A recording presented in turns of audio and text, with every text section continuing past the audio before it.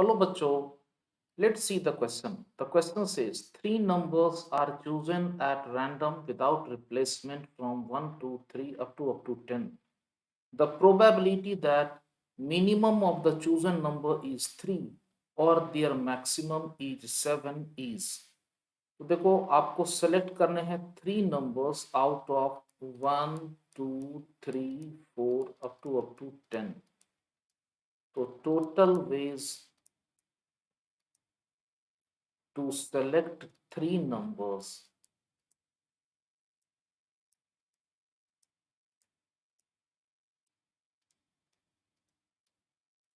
is 10C3। इसको लीजिए first. अब देखो हमने दो इवेंट सपोज करा, इवेंट इवन लिया, minimum of the three numbers is 3। तो तीन नंबर में से मिनिमम 3 कब पॉसिबल होगा? This implies out of the three numbers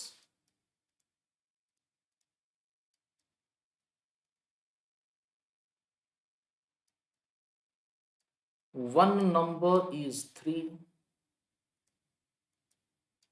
and the remaining two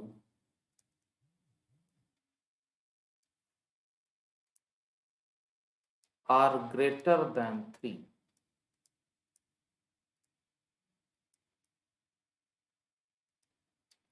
तो देखो एक नंबर तो 3 हो गया और बाकी दो नंबर 3 से ग्रेटर होना चाहिए। तो एक नंबर तो आपने 3 ले लिया, बाकी दो और नंबर आपको लेने हैं। तो ये दो नंबर जो आप लोगे, 3 से बड़े जो नंबर है दैट इज 4 5 6 7 8 9 10। जो 7 नंबर 3 से बड़े हैं उसमें से कोई दो नंबर आप सेलेक्ट करोगे तो जो टोटल वेज हो जाएंगे, total ways this is 7C2। आपको ये रिजल्ट मिला Ne1, दिस इज 7C2। इसको आप सेकंड सपोज करो। अब देखो हमने इवेंट E2 सपोज करा है, maximum of three numbers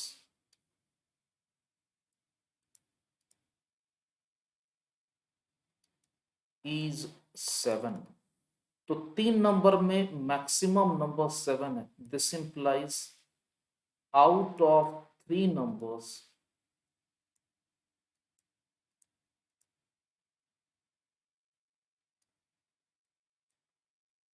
one is 7 and the remaining two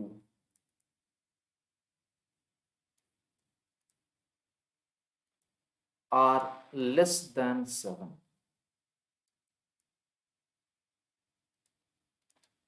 तो देखो एक तो 7 है और बाकी दो 7 से छोटा है।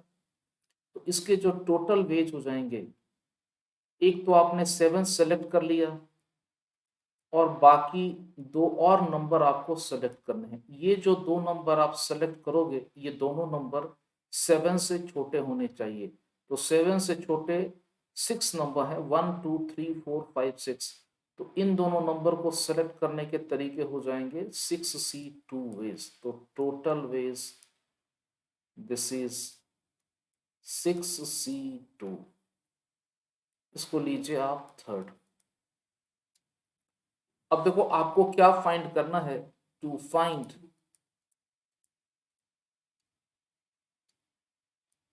P E1 union E2, this will be equal to Pe1 plus Pe2 minus Pe1 intersection E2। तो देखो आपने Ne1 निकाल लिया है, Ne2 भी निकाल लिया है। अब आपको फाइंड करना है Ne1 इंटरसेक्शन E2। अब देखो E1 इंटरसेक्शन E2 इसका क्या मतलब हुआ? E1 इंटरसेक्शन E2 इसका मतलब हुआ कि smallest number is 3, greatest number is 7. Smallest is 3 and greatest is 7.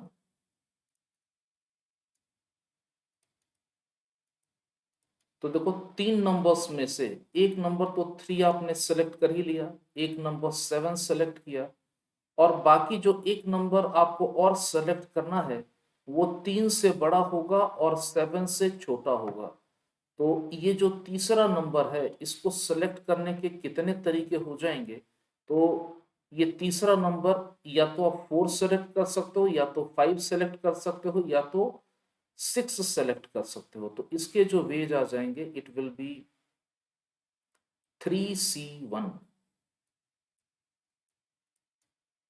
तो अब देखो जो प्रोबेबिलिटी हो जाएगी, आपका जो रिक्वायर्ड प्रोबेबिलिटी है PE1 union E2, this is PE1 plus PE2 minus PE1 intersection E2।